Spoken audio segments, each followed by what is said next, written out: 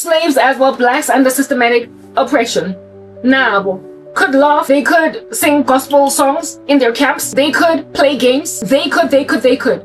And also, if at all their masters were not too harsh, they could also play games with the children raised up in that household and so enjoy the status of being nannies or whatever. They were able to in and of themselves get nice and fat, so they were being fed, they were not being emaciated, they were not being starved because their masters were not too harsh or whatever. Insofar as you were a contentment in whatever situation you are in, your slave master won't drive you so badly that you will be skinny, that you will be morose, that you will not be able to enjoy yourself. You might even be able to marry the man that you're absolutely besotted with. You will this, you will that, you will the other. It's not the ideal situations, but seeing as there's yet to be an abolition of slavery, seeing as there is yet to be a freeing of your people, seeing as 70 years are yet to pass in Babylon before ultimately King Cyrus takes you out of that joint, seeing as.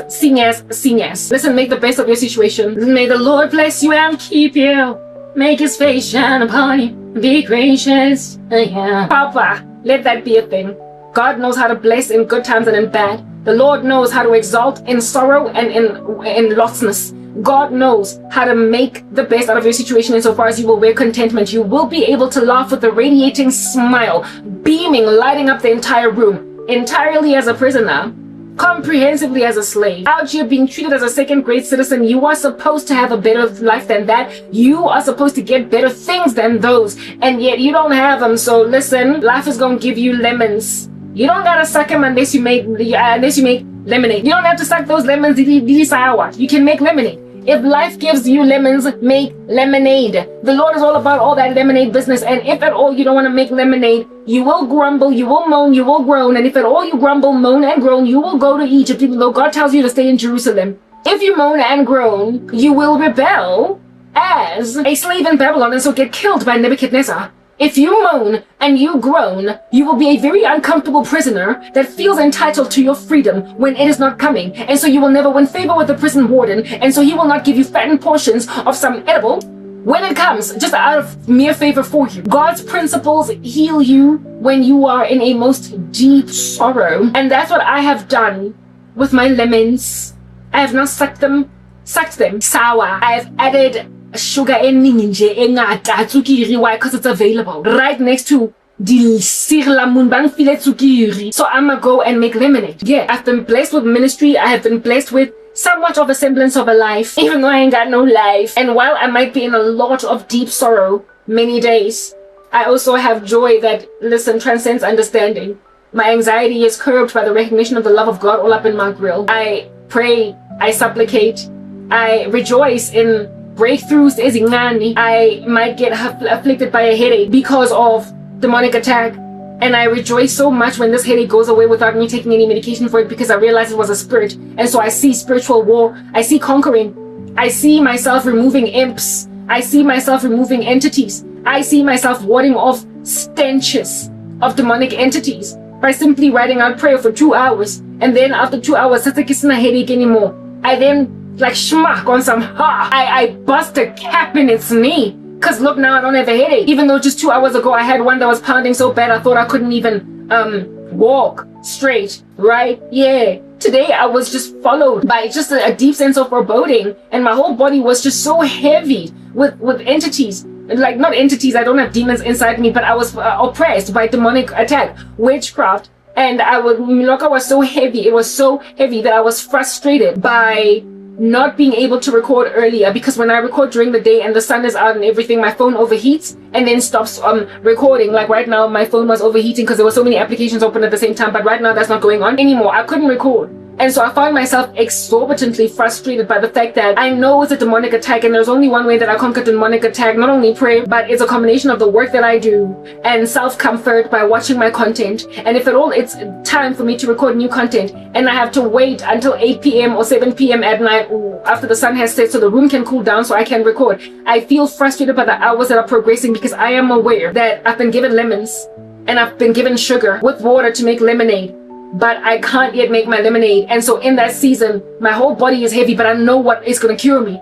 I know what is going to get me out of that slump. I know what's going to ward off those entities. We overcome the devil by the blood of the Lamb and the word of our testimony. I know what's going to work, and I felt frustrated by the fact that I couldn't record yet, because I needed to basically just get rid of this thing that was on my chest sitting on me as soon as possible. As soon as I pressed record, all already entities, just like, you know, whatever it is that is afflicting me, it starts to lift because I find so much joy in the work that I do.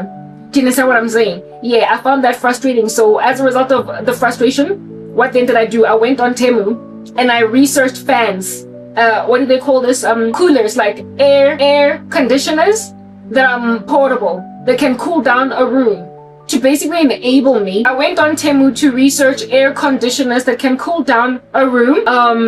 That is sufficiently enough to like blow cold air enough for the room, the environment in here, even though it's the blazing sun outside, be as cool as it would be in the night time, so that I can record my videos even during the day. I found myself extremely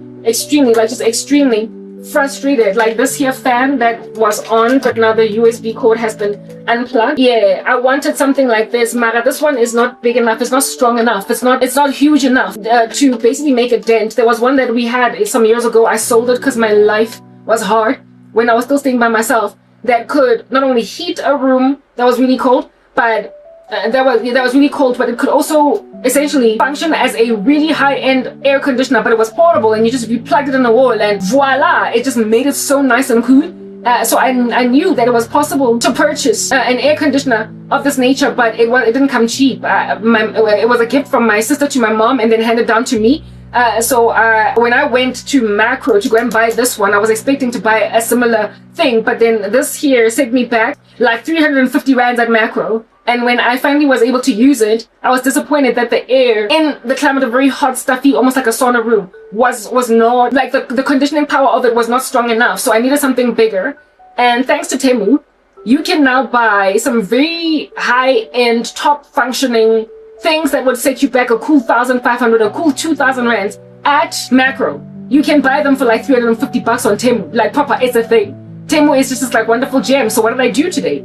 I realized that every so often when I'm super attacked and I can't watch my content because I'm here to record new content and I'm here to post new content, I am so depressed that I just have to write out. I ended up playing Candy Crush and it helped me a little bit, but I have to write out all this melancholy until like 7 p.m. and it's just too many hours for me to be sitting around not finding any edification with what I'm watching on YouTube or whatever. So I need to find something that as soon as I've moisturized my face and I've done my early start routine in the day, I'm finished with all that, I need to start recording videos, and I cannot do that if I don't get an air conditioner. And then I remembered that, listen, you found this excellent application that sells things for like really low prices, and while every so often you fear what the duties is going to be, it still does not compare when they deliver this particular thing that you bought. It won't compare to how much you would have spent for that same thing at Macro. So look for an air conditioner, and lo and behold, I looked for one, and even though I don't have money yet, because I spent my money already buying braided wigs and whatnot, I'm expecting money coming soon. I'm expecting money coming soon from my mom because she offered me an option to go with her on holiday at December. I was like, listen, I'm not going anywhere.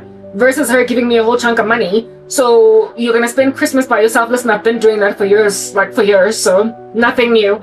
Or you could come with me, Rego Cape Town. What do you want? I immediately was like, give me money, give me the money. And then the intention with the money was to buy my braided wigs because I wanted braided wigs. I spoke about those in my introductory video. You're gonna have to go and check it out. When I was speaking about the cost of being a disciple, how it is that you can't have what you always want, and right now I want braided wigs and I can't afford them and it's frustrated, but hey, at least I've got other wigs. I was basically saying stuff like that, and then lo and behold, my sister then hoisted me with a couple of thou, and I was able to get like 2 braided wigs and right next to other jewels and whatnot. I was like, look at how God is enabling my ministry, look at how God is giving me what I asked for, and I felt like just in passing thinking it's not gonna come, and then it comes.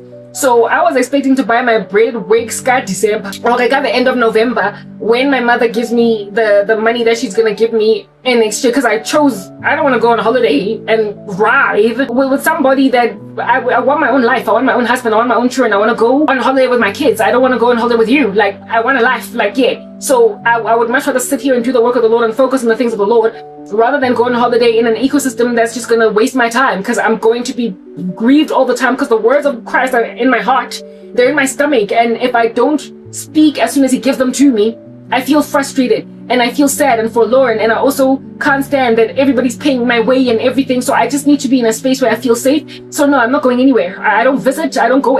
For as long as I don't have the life that I asked for, this is all I can do with any level of comfortability. Okay, so I said So I'm waiting for money, and I was expecting to buy braided wigs, but I was able to buy braided wigs this time around because money came at me at like a bat out of hell. I didn't expect it, and my sister was like, "Boo." It just came in my account. So because she decided to give me quite a chunky, handsome amount of money, I was like, I'm getting my wigs earlier than I thought.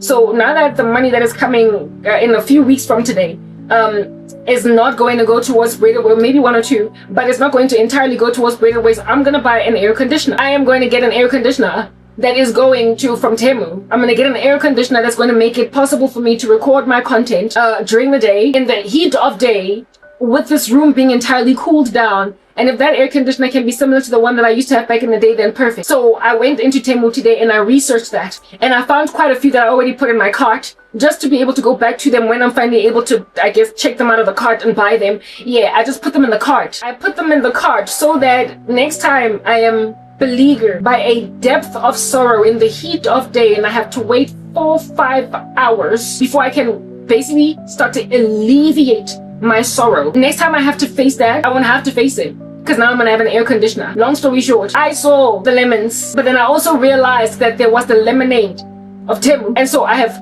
planned in advance now to purchase an air conditioner that will make it that much more difficult for people to get at me with melancholy, because I have to just sit around writhing, waiting in the heat of day to finally start recording a video after watching all my content on YouTube. And so I am bereaved by not being able to self-comfort.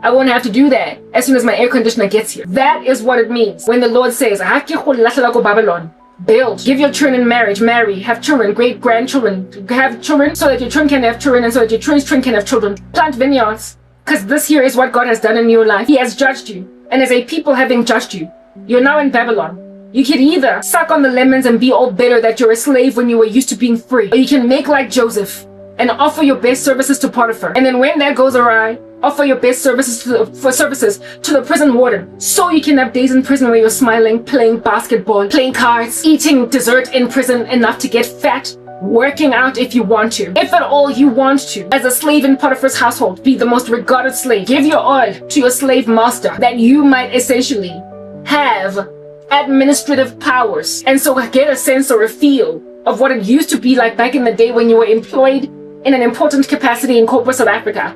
Now that you're unemployed, you nonetheless, however, within the slave capacity, are able to offer the same services that you did, and so you can give yourself a pat on the back for being the baddest employee in the game. Again, but this time around you're like the baddest slave. Like Papa, find pockets, louvers, avenues of escape from depression, from sorrow, upon gazing at the fact that overnight you went from being your dad's favorite son to being a second-grade citizen in a foreign country. Make lemonade, build, have children, that your children may have children, your children may have children, that you might not be bereaved by your judgment. I always find a workaround, okay? Whatever it is that is sorrowing me like lots of pain, the Lord enables me to find a workaround so that the pain, albeit being there in the morning, it makes like a cloud and goes poof by the evening.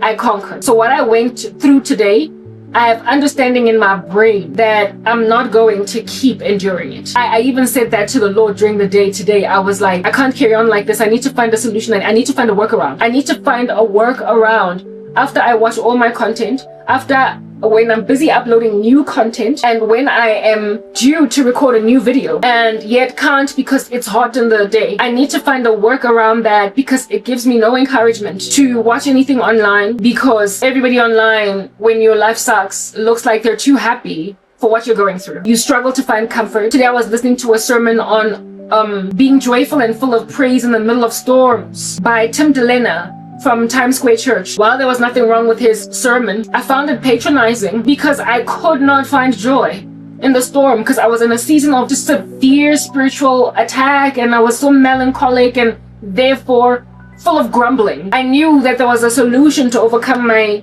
discontent, but I also knew that I could not immediately embark on it because kashisa. So while Tim Delena would, under normal circumstances on a regular Tuesday, be very encouraging to me in that sermon, today he wasn't able to get to me. Why? Because demonic attack will make you find the words of God patronizing when you don't resist when you don't conquer and when you don't embark on the strategy that's ultimately going to make the devil flee from you, when you know what works for you and you can't immediately do that thing because of logistical issues like the heat of day, you will struggle to listen to anything else. I only found relief ever so briefly from playing Candy Crush and winning, because it gives me a dopamine rush to win a level. But as soon as I started losing levels again, I then got depressed all over again. But now I'm right as rain. As soon as the sun set and I took a shower and I started to get ready to prepare this work, joy was returning to me, because I was now about to embark on this thing that I must do in order to find the peace of Jesus Christ, in order to locate it where it is that I had hidden it underneath a bed. I went and I sought it out, because it's always there for us to get it, right? Always there. Listen, always there. So yeah, I found quite a lot of relief in my bones about finding fans from Temu, finding fans from Temu. And right now, like I said, they're just sitting in my cart. I haven't yet bought them, right? I haven't yet bought them. Listen, the situation was so bad that the fan, the one that goes, the loud, I have a really loud fan back there, but I can't record with it going and going and going.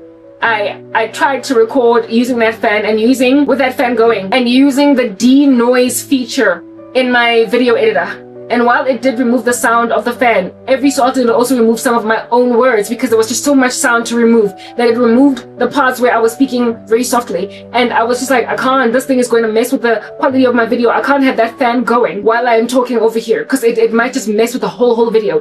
And eventually the Lord then put it in my head to search for something on Temu. So I have an anticipation of finding reprieve. Those are your lemons, okay?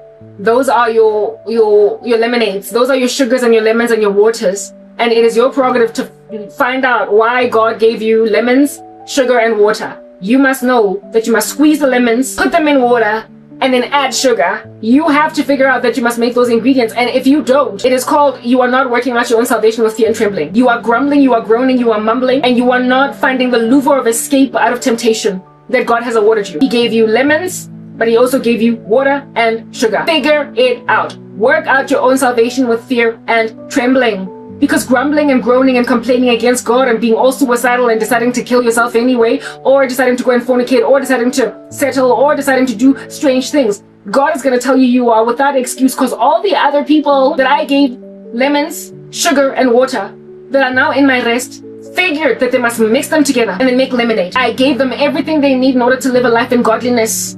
I gave them everything they need. So strive to enter my rest. Work out your own salvation with fear and trembling. Many on that last day will try to enter in and not be able. I will not allow you to be tempted beyond what you are able. So gaze upon what it is that I have given you as a louvre of escape. So God gave me an anticipation of getting a fan in the future, and he also relieved me. Listen, he actually did that with Candy Crush. He made me win a cool like 7 levels in a row. And I was like on a roll. So because I was on a roll, y'all know how Candy Crush be out here giving you dopamine for free. Handing it out like it's like tickets at the concert of a person that doesn't even really entertain all that much. Yeah, Candy Crush it's really helpful. I even tried to see if I can't exercise. I even tried to see if I can't exercise, but that didn't quite give, because remember, my whole body has been knocked out as with like an axe. Okay, like a lumberjack, like these really heinously abusive men. They're like lumberjacks, and your whole neck is like a tree trunk, and they're just sawing away at it. So with that level of demonic oppression in my bones, I had no energy to walk. I had no energy to walk. And while in history, I have been able to conquer body lethargy to a certain point until I was able to break out with exercise, starting out really, really tired. I haven't worked out in months, so it was going to be really rough for me to try to break this thing, exercise. If I had already been working out, it would have been a feasible option. But right now, given that I was not planning on working out, but rather having a conversation, that was not going to work. So I tried, but I was literally limping around because the affliction was, my body was made very heavy. It was inebriated with all this demonic attack. So I had to wait. I had to wait, y'all, like all these hours. I had to wait, but by the time I started recording, y'all would not even know that I was going through hell on earth during the day. You wouldn't even know. Y'all wouldn't even out in these streets know. So I told you all that to let you understand, to make you see, know, whoever will be listening to me by the time you listen to me, because even though you might not be listening today, there will be people ultimately that will tune in to my witness, to my testimony. Listen, what life I endured as a child, or what life I lived as a kid, on the come up, young adult, all that jazz, contributed to the situation that I find myself in today. But because I gave my life to the Lord Jesus Christ at the age of 26 and a half, I have ever since then made lemons out of the consequences of bad decisions as a child. And my life is also a monument to explain what are the far-reaching, indeed, consequences of decisions that you make, even as a kid. There are people who are of the imagination that children, 13 years old, 12, 10, 14, can essentially do no wrong to a certain extent. It is even believed that kids all the way up until the age of 20 are going to heaven, that are within that, because that is what they imagine to be the age of accountability, because that was the age that God highlighted in the Bible with all of those kids that entered into the land flowing with milk and honey. But Mamela, the Bible prescribes code of conduct even for children, evidencing that they can hearken to the truth or not, evidencing that they can be condemned or not, evidencing that they can be punished for wrongdoing or not. One of the 10 commandments is, children, obey your parents, for this is the first commandment with a promise. Disobedience to parents is one of the disobedience to parents is one of the character flaws, the moral turpitude issues of the last days. So therefore, children's behavior, they are accountable to God in their unique capacity, even though parents ought to do better. In the heart of a child dwells a great deal of folly, but the rod of discipline drives it away from this child. So parents must steward their children's righteousness. However, kids in and of themselves have enough of a conscience to be given commandments themselves. The Bible says that offenses will come, but woe to the one through whom offenses come. So woe to the parents who irresponsibly handle children's behavior. But those children will offend God in and of themselves. Also, it is written in God's word that if anybody causes the least of these any one of these little ones of mine to sin, children, it'll be better if a millstone were tied around their neck and for them to be thrown into the ocean than for them to face God on the judgment, because kids can sin against God. They can be caused to sin, but that sin is on their head. They are offending God. But woe to the one that causes them to sin, because it'll be better if a millstone were tied around their neck than for them to face God in the judgment. So listen, however young it is that you are, enough to have a conscience, enough to think for yourself, if at all you can get convictions in your own body and you ignore them, you will be accountable to God for them. I had convictions as a 13, 14-year-old when my cousin rocked up with a dude that had a car, and I knew that this stuff was shameful for a young woman to be out here, for a young girl to be out here doing stuff like that. And yet I made an idol. I had so deified her. I had so idolized her. I so looked up to her that I ignored my own convictions as to what doesn't make sense or what does make sense for a girl my age to be doing. I frowned upon the ones in my school that were getting picked up by the goloi, and yet when my cousin rocked up in that same fashion, I did not frown upon her. So I made a decision as a child to disregard my own conviction set in favor of the idol that I had made out of my cousin. And today, listen, it is the tail behind me like I am a pet, an animal. It has followed me with consequences well into my adulthood. I am still enduring the ramifications of idolizing a cousin that I knew was out of line. Listen, I knew it. I was aware of the error of her ways, and yet I made a decision that popularity was more poignant and important to instruct than true sobriety. I was not duped, I was not mused, I was not dragged, I was not forced, I was not pushed, I was not insisted upon. I was not made to do what I did not want to do. One of the guys that I dated, there was also another infiltration by my cousin, nonetheless said this sober thing for the one day when he was sober. Largely he was high on baji, marijuana. He was like, when pressure, this is not what you're about. Because I ultimately even ended up smoking because of that cousin. Even my boyfriend saw that I was just following the grain, even though I was smart enough and alert enough, sober enough to make different decisions. Therefore, little ones, kids, peer pressure is not an excuse. The fact that you're impressionable is not an excuse. Because I understand impressionability and peer pressure literally lingers well into old age. People get older and they're still dragged by the noose of peer influence. There are entire 40-year-olds out there still doing things because people are going to approve. What are people going to think? Peer pressure is not only the disease of the children. It is not only the disease of youth. It is the disease of anyone at all that does not make their own decision within their own prerogative to honor God and to be sober and to follow their own conviction. Peer pressure follows men and children alike. Do you understand? So yeah, just by mere virtue of being a child, you don't get to blame peer pressure because proper. You will still be out in that peer pressure, on that peer pressure boulevard, doing that peer pressure nonsense. As a 40-year-old woman, listen, if you don't finally get to a point of making your own decisions and following your own conscience, you will go down a rabbit hole because you be thinking your name is Alice or whatever. You'll go down that cancerous rabbit hole. Listen, it's going to be a thing. It's going to be a total thing. So here it is that I was chilling in this uneasy, uncomfortable, and exquisitely heinous boulevard of embracing all things nefarious as a child, and now we're in Leondale. I know it takes me forever in a day to get to a point, but I'm guessing to the point, baby. Listen, I know how to get to a point, baby. Don't come at me for meandering because y'all know I be getting to a point. Here it is that I am now go Leondale and this particular holiday. So listen, what I'm trying to get at is that if your parents don't discipline you as a child, you're still judgeable by God in your own unique capacity because you tend to have your own conscience that has told you volumes about what is wrong and what is right. So don't let yourself be raised when you've got negligent parents by crazy children who are your age as well. While my mother might have been negligent, kind of aloof, kind of divorced, kind of distant from whatever's going on with me, while she might have just left me to get raised by the air, I was smart enough to know what's giving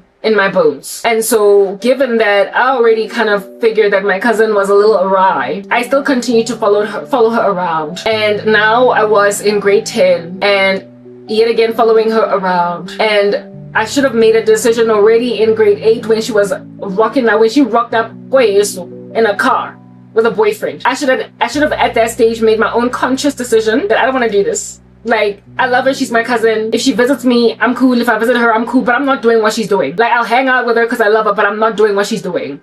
I could have just made that decision. I could have.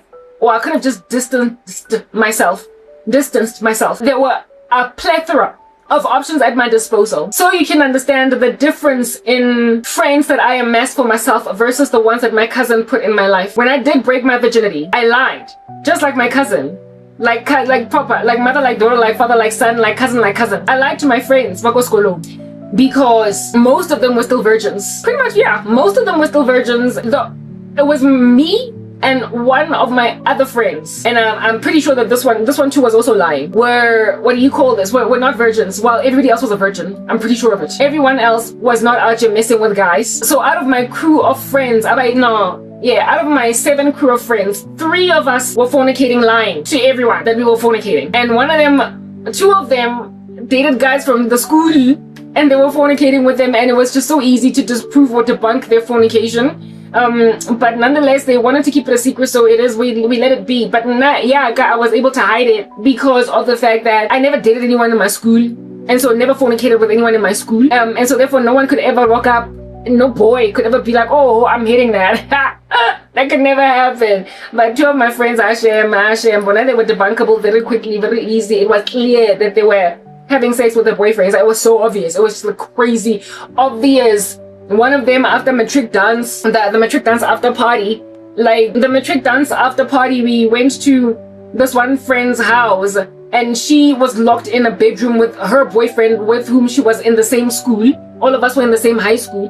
No, actually not really. He was like already out of matric. Like, he was 1 grade out of matric, but he was in the school when he was in Sir John the year before, so we knew him. Yeah, type establishment thing. Yeah, they disappeared in that bedroom for so many hours that everybody knew that, come on, like, please, like, yeah. My friend was a virgin. And I mean, I got mentally, because I knew my own folly. I knew Namuguti, just like her. We were lying to our friends about being virgins. We were. I broke my virginity when I was 17 in grade 11, and I was here because I knew it was wrong. That's what I'm getting at. I knew it was wrong. And like, just so you like, the friends that I used to hang out with, I get really 7. 4 were virgins, 3 weren't, and we lied to the other 3. 1, 2. Nearly 7 or 8. Listen, it was like a half and a half or whatever. Like, one of them was like a super religious Jehovah's Witness, and then the other one had a really strict dad. But I mean, really, that wasn't even it. She just was maintained. 4. Yeah, 4. No, 3 were not virgins, and then 4 were. So yeah, 3 were not virgins, 4 were. Nearly 7. Nearly 7. 3 were not virgins, 4 were. I can't tell you. The first one to go was, I believe, the one on Abuamaka, about the boyfriend with whom she disappeared in the corner. And then the next one to go was me. And then the last one to go was the other one that was dating a guy in our class. Like, you can't lie. Oh my God. Listen, you're sleeping with a dude we're all in the same class. Not that this guy spread lies about her. Not that he basically told everybody that he was fornicating or whatever. He didn't. He wasn't like a jerk of that nature, but still, like, it was so obvious. Like, it was obvious because as soon as we got to Vit's first year, only then she starts telling us what they do together in the bedroom. Only then she starts sharing secrets about what they did together, because they stayed together for quite a long amount of time. And I remember thinking, listen, you've been at this since when grade 11. Busy, man. Dala, don't act as if though you only broke your virginity first year of Vids, because we all wanted to pride ourselves in turning 18 and then only having sex. No one was, okay, there was one that was convicted that sex before marriage was wrong because she was a Jehovah's Witness, but the rest, we were just, and there was another one that I believe was just holding on to it because she was a Christian, but everybody else in Niflite was, I need to wait until I find the right guy. I need to wait until I find the right guy. I apparently found the right guy at 17, except it wasn't the right guy. It was peer pressure. And I'm getting to that story. And that first guy that had my body, still to this day, and how? Cousin, thank you, son. You know, when you had like proper, here is this girl that probably would have in her own volition, if she had met her own boyfriend or whatever, I was gonna hold out, like in the worst way, but because I was hanging out with chicks that were fornicating, I allowed myself to go out like that when I finally fell very head over heels in love with someone. Anyway, let's get back to the point. What I was saying is that decisions that you make as a child, you tend to know when they are messed up, and because you knew, more so are you without excuse, and more so can you not then groan and lament and bash your fist against God when those decisions are lambasting you, when those decisions are punching you in the face like a GBV monster, when those decisions come back to eat you alive like an anaconda, when those decisions make a decision to make out of you a monstrosity of future consequences. You must make like Job and say, naked I came into this world, naked shall I leave. God gave, now God took away, yet blessed be the name of the Lord. When calamities befall you because of either your sin or because God has placed you before the devil and said, have you considered my servant Job? However, for the reason that you made bad decisions in history and now God is making you a testimony for what these bad decisions mean in the future, they will follow you into a most deep future, a most far awayest future, a most distant like the horizon future. If at all God wants to use your testimony and your honesty to snatch kids out from the flames, he'll make you a 41-year-old woman that's still bearing the brunt of the decisions you made when you were 13. Listen, he'll make that out of your life. He will make you that monstrosity. And if at all you are that monstrosity, you will also be a deep encouragement. Given that you make lemonade out of lemons, he will make you a very, very deep encouragement to the encircling youth, okay? And anybody else at all that wants to grab all of your counsel. He will make you a deep encouragement, but in you being that encouragement, you will also be very broken because you are not living what you wanted to live. You are not where you want to be, but you're the monument. You're the monument, okay? If I had made a decision to essentially stick to my guns when I was 13 as to what made for good conduct for a child my age, I promise you, whatever I'm going through today, I wouldn't be going through it. Because a lot of the calamity that befell me because of continuing with this woman, with this girl that became a woman later, my cousin. The friends that I amassed for myself, evidencing that I was a much better judge of character, were so prudish in school that those of us that broke our virginities before matric ended lied about being virgins. I was also so prudish in comparison to my cousin that she lied to me when she broke her virginity either in grade 8 or grade 9. She lied. She only confessed about breaking her virginity when we were in grade 10. She only came out because only in grade 10 did I start dating myself. But when I was yet to have my first boyfriend, when I was yet to kiss for the first time, she spoke about how she was still a virgin when she obviously wasn't. The day she rocked up in grade 8 with a guy that drove a car, it was clear at that stage that she was having sex. It was clear. It was clear as day. So basically, when you are in the climate of a prudish person, somewhat of a virtuous girl, as one that's about these streets, you will lie about how about these streets you are. And my cousin used to lie to me about how about these streets she was. She used to lie to me. I don't know what her body count was by the time that she was with the guy Wakoloi or afterwards. But I do know that unali hektiki, and you're gonna hear that now, right? Unali hektiki, this cousin of mine, enough to hide some of the things that she used to do. And that's why Azanga Motola Lo Motola with the dad, when we finally went to Sprayview, we did not know where she was at and with whom she was, and that guy ultimately ended up dumping her precisely because no one knew where she was. And wherever she was with someone. So I don't know what her total body count was, but whatever her body count was as at a certain stage was too high for a child in high school.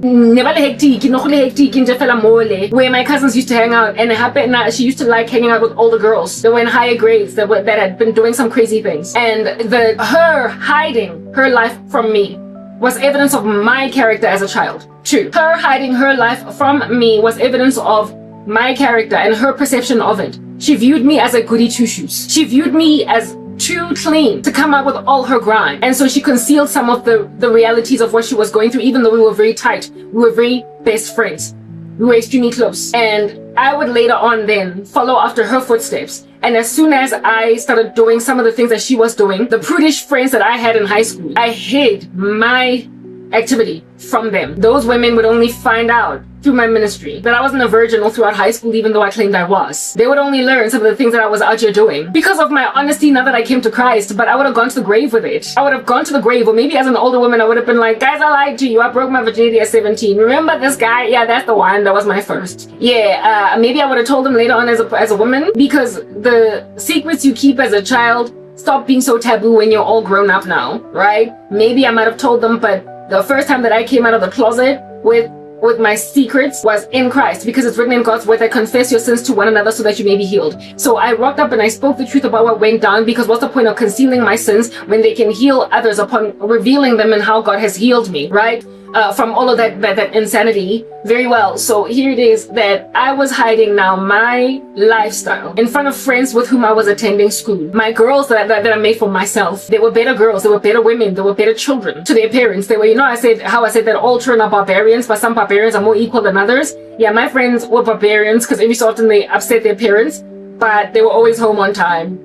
They were good girls. They were passing in school. They were this, they were that. And if it was only because, like, why didn't you wash the dishes? Type establishment thing. Or throwing their toys out the cot, banging the door when their parents are yelling at them. That's how barbaric. That's as far as we got in our barbarism. But I started hanging out with the kinds that had barbarism that was more equal than other barbarism. The kinds that, like I said, leave parents in comas and everything because they don't come home for 4 days. I started hanging out with those kinds of kids, and it ruined my matric results. It ruined my academic record, and it appears now also ruined my life. But like Jeremiah, I'm a monument. I am a story. I am a result. I am an evidence into the future, well into it, of what happens when you allow yourself to be a barbarian that is more equal than other barbarians. When you know that you are a barbarian that is more equal than other barbarians. Because as children, it's not like you are deceived into an awareness, and a lack of awareness, or an ignorance. As kids, it's not like you are ignorant. You know what I'm saying? Of the barbarism you're presently walking in, you just are in a deep trance where there is great euphoria for the folly you are walking in. And so there's seasonal pleasure. The fleeting pleasures of sin. They wreak havoc great into your future, but you ignore it for now. And a lot of people, they get out of that somewhat patched together with sticky tape, but others never recover. And I am an example of that which frankly never recovered from a decision I made at 13.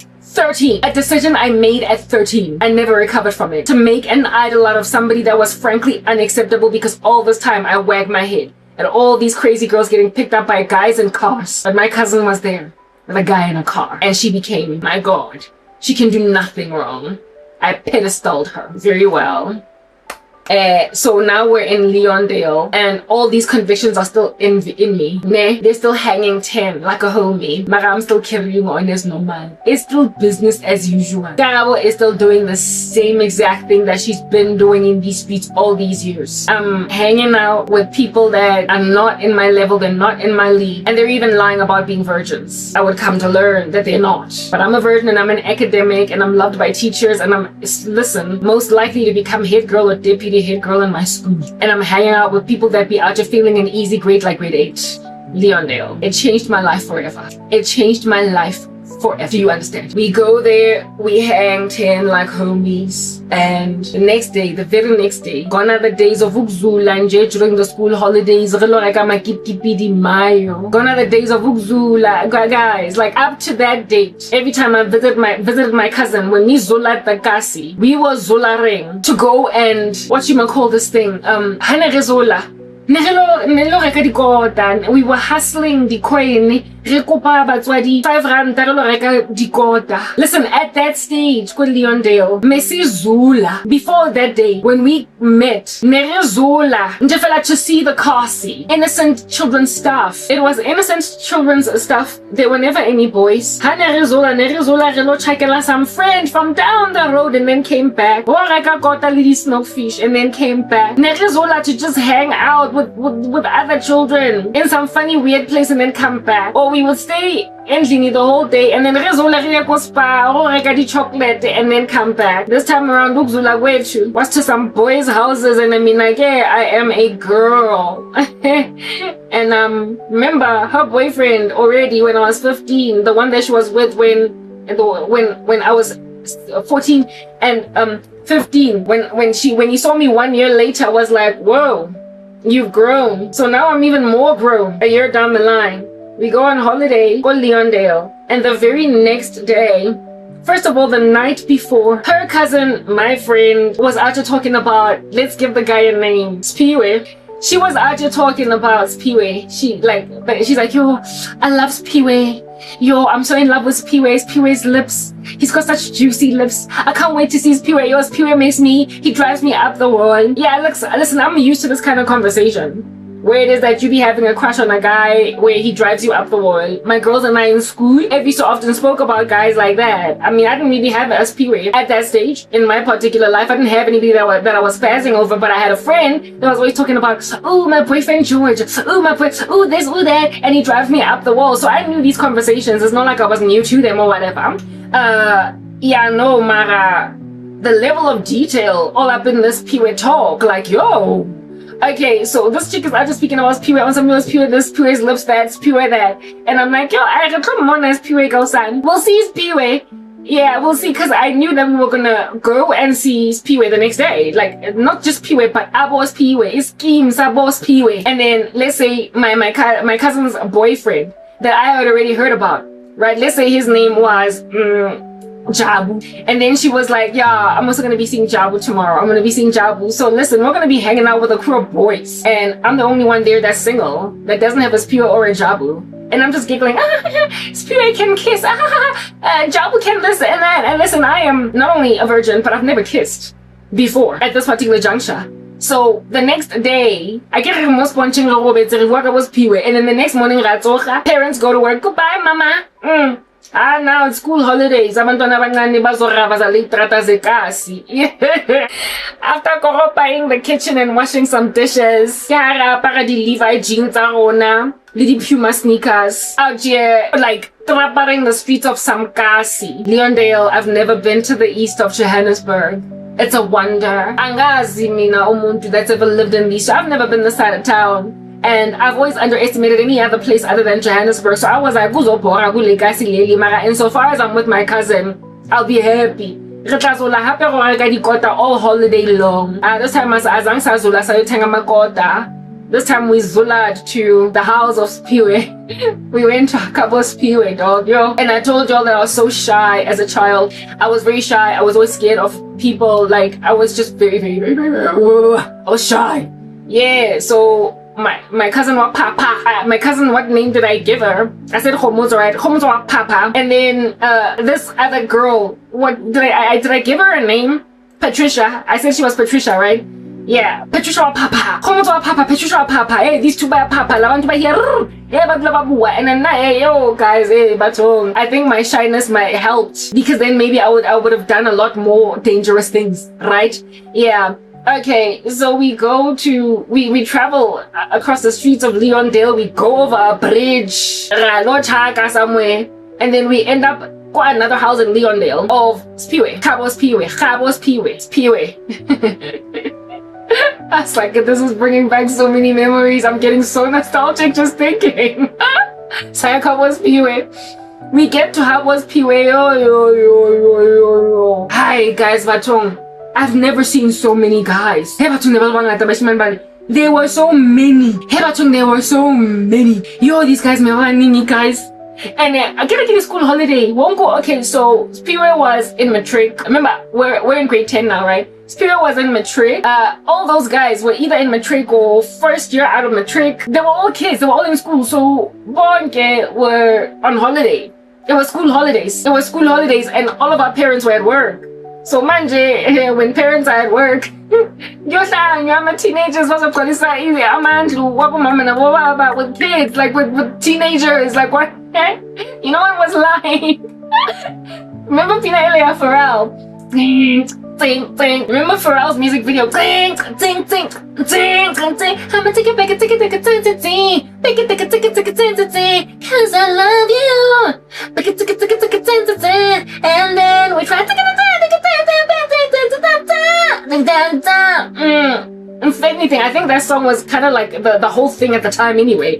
Yeah, you know the scene in that music video, yeah, Pharrell. You know how Lauren Nipsey Hussle's girlfriend, I forgot her surname. Yeah, that beautiful chick with the dimples. Yeah, and that other beautiful model girl like knocked on the door, and then Pharrell opens and for like a party type setup thing, but it wasn't that packed like a party, but there were just so many guys, and there were no chicks. Well, there was this one chick that rocked up later on, like Mpinja from the hood, like such a beautiful chick. Yeah, but largely it was just a house in Abo guy that were hanging out together during the school holidays. Everybody in there was like 18, 19. Right? They were all in high school. Like everyone was in high school or just matriculated type establishment thing. And we were in grade 10 while Patricia was in grade 9 because she had failed a grade, right? So we're basically all peers, right? Nobody there is too old for anyone type establishment thing. Anyway, whatever, cool, we walk into that house, we go, and indeed, is thinking, oh, the chicks are here, go cool. And there's like Lauren London and the other chick banging, but instead of it being two chicks, it's three, because plus karabo type setup thing. We go in there, and I mean, like, yeah, I'm tall and I'm slender, right? I've been tall and slender all my life, and I started to look some kind of decent, and from around grade 9, so I think I was pretty. Anyway, whatever, I'm here because I'm so scared, I'm so shy, and there's all these guys, right? And there were many, hey, no shot, boy, Papi's in jail, Papi said they too, my cousin my cousin and Patricia, yeah, listen, they were so free, and I just wished I was like them.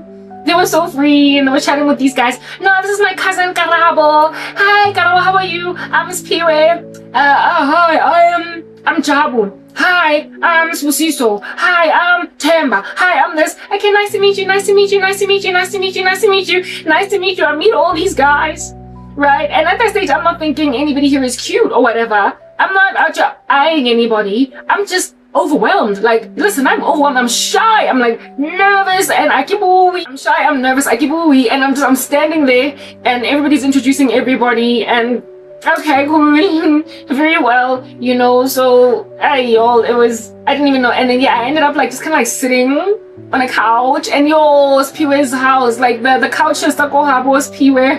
The couch is the Kohabos Piwe ish, man. Y'all don't want to be visiting anybody, and then you sit down and you sink into a couch. You feel so uncomfortable when you get up. You have to it's such a task. They were so soft and so deep that it was like embarrassing to try and stand up off the couches, and they all made jokes of it about Joe, I'm a sofa wagini, etc. But now with me, because I was so shy and so quiet, I looked so silly, and I'm also quite tall, so my legs were like dangling over this weird couch.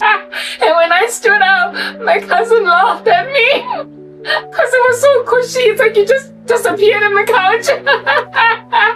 But I was just sitting there, and then this one dude rocks up, like this one tall skinny guy rocks up a little bit later than everybody, and let's say his name was I don't know, like Papa Pat, like Herman, give me, I wanted one name, like Cabello, yeah, whatever. Yeah, some dude rocks up, like guy, like a Cabello. That came a little bit later. Cool guy, sweet, and and he's like, hey, what's up, whatever. And then Yakulumya, blah blah, etc. Wada, etc. Wada. Alright. I don't even know what happened that day. I was just so dazed, and I wasn't not a trance per se, but I was just so shy and so nervous in the climate of all of these people that time just, I can't even explain. I would be confabulating. I can't even tell you what happened. I can't. Like, yeah. Except that, like, my cousin disappeared for a season and then came back. And who is this? Patricia, my cousin's cousin. Remember, she was speaking about the cushy lips of see where I gave him Spiwe. The cushy lips of Spiwe. Yeah, she was like making out with this Spiwe everywhere. Koni kone nidi corridor, di whatnot, and they were just out there making out. And I was like, I mean, after all, you just say that the guy's got cushy lips, so do you? And they were out there making out and whatnot, and I'm just sitting there. Ultimately, it's time to go. Like, hours have progressed. I don't remember many more details other than that. I was so shy. When we left, my cousin's boyfriend, Spiwe, and one of the